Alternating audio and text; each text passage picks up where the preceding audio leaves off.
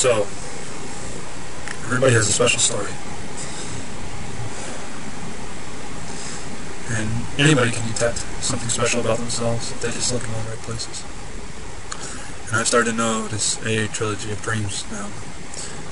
I've gone into detail numerous times about how people can dream about various things from afterlife experiences. And, you know, I feel that when it comes to dreams, people's thoughts can be included in the afterlife, because if you can imagine something happening, and if, you know, there really is no difference between good and evil, it might as well has already happened, and everything in life is just experiences, so it is an experience too. But I've had a series of dreams where they're all linked in some way. And there's always this little girl in all of them. Now, probably one of my oldest dreams, I was in a cave. It was really dark. And in front of me, there's one of those big column-like things that you see that happen from great geysers, like great oceans, and places where there were once oceans. You see like those rocks that have like a really thin at the bottom, because that's where the water was eating away at it. And at the top it's really big. It was kind of like that, but in a cave going all the way up to the top in some areas. In other places, other parts of the cave, it just went up some of the ways. And I started looking around, and I noticed there were statues that I recognized them. They looked like the Sphinx, one of them, and the other one looked like a giant owl. And so I climbed up on the owl, and I remember I saw a pillar of light, and the little girl came up alongside the statue. It's not very huge. I'd say it was around 100 feet tall. It's not a massive statue, but you know, it took me a little while to get on top of it. And the little girl comes down yelling, "What's that over there?" And she's always just like, she always followed me around. So maybe in the afterlife, I was a mother or a father that went around with their child, going through these strange experiences. But anyways, I saw the pillar of light, and people started to all say that we need to go into it, we need to go into it. And it's hard to remember fully what's in the dream, but I remember I jumped over to the Sphinx head, because it was a little bit lower, and it was about 5 feet out from me, so it wasn't that bad of a jump. And I landed right in the light, and I ended up inside this hot tub. That, it kind of looked like a hot tub, but it was made out of stone. You know, that's how I recognize it. I recognize it as a hot tub. But it probably wasn't, because there's no water in it, there's no jets. It was just shaped like a tub. That at the top of it went down, you know, like a sidewalk going up to it, up to the very rim of it, and then it went down into it. But it was like its own separate pod, and it hung out over this ledge. That's kind of like at a football stadium where you got those seats that are kind of hanging up there. Well, it's kind of like one of those seats, and the entire surface is just all this plant life, and what it's looking out to is just a big white wall that's all checkered, black lines. That's it. Very big checkers, very big. And sitting across from me in the tub was this woman, and we were communicating telepathically, and she was trying to tell me that it's okay, we're here in love, we're all brothers and sisters and family, we've been part of this race for millions of years. And in the dream I started to realize, like in the dream I was starting to remember that I was part of some greater race. I remember this. And then I looked out over the edge, and I thought of jumping out, and she said no. And I said, why? And she said, you're safer here. And I sent her a thought, but I know I won't die. It won't harm me if I jump. She said, no, it'll change your life. Don't do it. Just stay here where you're safe. And I didn't know what she meant by any of that, but I stayed. And I don't know what happened after that. I don't remember. And then another dream recently, I had just gotten out of a dream where I was seeing some old friends of mine, how they look currently, and hang out with them, because deep down I miss them. And, you know, after the dream, after the entire thing, I looked up online, and the dream was 100% accurate. I Facebooked them, because I hadn't seen them in a long time. And it turns out my dream was 100% accurate with how they looked, and I learned a lot about them that I didn't know. Some of my friends went down some really bad paths. Some of them started smoking. Others did some things that I didn't think they were like that when I knew them. Probably wouldn't have hung out with them if I did. But I don't want to get too much into that, because that's kind of personal and embarrassing. But after that dream, I went straight into a new one where I saw these UFOs, and they were all coming down. And for some reason, I knew they were UFOs. Like, I had anticipated that they were going to be there. I knew they weren't stars. And then they started to move, and that was the actual indication that they were UFOs. But they're scattered across the sky. But it didn't fill the entire sky. It was just hundreds and hundreds of them, maybe thousands, all in a big, like, circular mass with a hole in the middle, like a donut. and they were all moving towards the center of the hole. And then in one instant, they jolted back in one direction, and then turned, and then went forward. I remember that because it kind of separated the circle, and it went around and back in. And then they disappeared. All of them. They just disappeared out of nowhere. It was like they vanished. And so I looked down, I looked down to see this road. You know, it was in front of me, and I was laying down next to a tree. That was the road ended at a hut, and out of the hut came. It was like a straw hut. It was like the teepee kind, very traditional looking. And the little girl came out of it wearing, you know, regular clothes in a cheap ass hut. I know it sounds weird, but she was wearing like a little dress. She's probably like, I want to say like 8 years old, 8, 9 years old. It's around that age.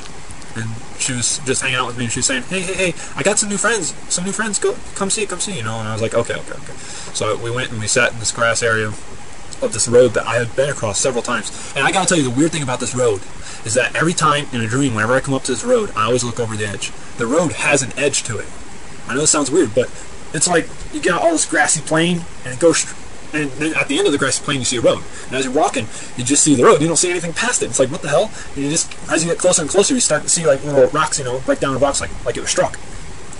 And then you look over the edge, and you can just see the water like glistening. There's an ocean underneath it, but it's just like hanging over it, almost like you're on a flat surface, but not completely flat. Like it's only like 10 feet down.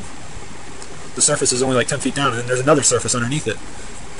And I always look over the edge, but I never go down there. And I have had dreams in the past where I've been with a friend who I didn't know in the current life. You know, it was a past life friend, and they jumped into the water, and I wanted to go after them and save them, but I was afraid to go because my current life, you know, I'm afraid to make that kind of jump because it was about I'd say about 8 stories down. Because I work in construction, so I know things about heights. So when I see a height, I recognize how far it is. And I'd say it's about being on top of an 8-story building. When I was looking down, I remember at the water, and our friends were all hanging out by this tree. And for some reason, in this particular dream, we had some kind of an affinity with trees. Like it wasn't like something that was just a coincidence. We actually liked being near trees. Like how the Hindus have the Dalai Lama, the cow, sacred cow. It was like it was a sacred tree. And so everybody was just sitting around it, just being drunk, I guess, just sitting around hanging out. And most of them were young teenagers, some of them were a little bit older, some were a little bit younger, a lot of different age groups, and I didn't know who was who. But I remember I saw a UFO pass by, and as soon as I saw it, the person in the dream had a memory of seeing a UFO when they were in this military base, and they were driving out of it, and they just gotten through these gates, and it's like, it's all trees along the side of the road for the military base, and there's 2 gates, and they were heading up towards the second one, when he heard something, like some kind of loud noise, and he looked up, and UFO just zipped by, and he instantly thought, scramble, scramble. Now, I didn't remember why he thought that, but he thought scramble, like everybody needs to scramble, like something's happening, and the driver was like starting to speed up like frantically, and then he ended the memory there, and he looked over his shoulder when he heard that the little girl started screaming like, oh my god, and he didn't understand what was happening, or I didn't understand, I guess. I don't know how to word it, but I didn't understand what was happening.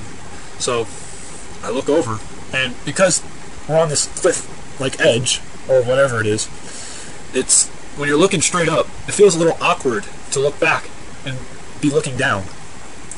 So I got a little dizzy because I had to turn my head like way back, and to this day, it's almost like the effects of my current body are in my dream, because in my current body, if I tilt my head too far back when I'm laying down, I get dizzy real easily, and I'd gotten it in the dream. So there is a link between spiritual and physical. Apparently, it's apparent that this mindset stays with us as we interact with our spiritual selves in the afterlife dreaming. But anyways, as I digress, I look over and I see a big red, like, colory ball light up. Because all this is just like bright during the day. I know how a lot of people dream black and white. I've never dreamed black and white. All my dreams are experiences that I've been through. They're all experiences. I never dream for myself, and that's what dreaming for yourself is. That's black and white. It just shows you what you need to see. I don't ever see what I just need to see. I see things that I don't need to see. And there was an explosion, and I remember seeing all the little fiery balls shoot out of it, and they land on the ground around it. Oh, I'm sorry, I forgot to mention, this fiery explosion was happening on a small landmass that was out in the water, and out in that ocean area, and it was a small island. And so I don't know if somebody pushed me, but all of a sudden I was falling. Somebody must have pushed me, because I was falling all of a sudden, and I landed in the water. And I go to the land to see just nothing but dirt and fire explosion lighting up everything that I can see. So I close my eyes and turn around in fear, and I start swimming back out into the water. And I see a couple of other people out in the water, and they're like all struggling because the water's just so violent. Like the water's just crashing back and forth, and I myself, I'm struggling to swim. And I see these boats going every which way. I'm trying to swim over to them, but they're like swimming around me and dodging me because nobody wants to stop. Everybody's just trying to get away. And this one guy, he stops and he has his hand out, and I swim over. And there's this other guy swimming over, and he gets there before me, and he climbs up in there. And they were about to, I heard them start the engine back up, and I grab on, and then they start to take off again, and I climb on, and I take a towel, and I just sit there shivering, and I wake up. And these dreams with this little girl just keep going on, where I've always had dreams where this little girl's there. I've met other people that have dreamed where there's a little girl there, and they're either trying to help her or save her. I'm not sure what that means. But my friend Ingrid was the person who also had this kind of dream.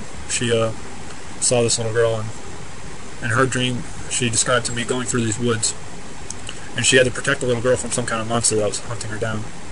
And she said that she described the little girl just as the little girl that I was with, a little brown-haired girl with a little dress on, who was always wanting help.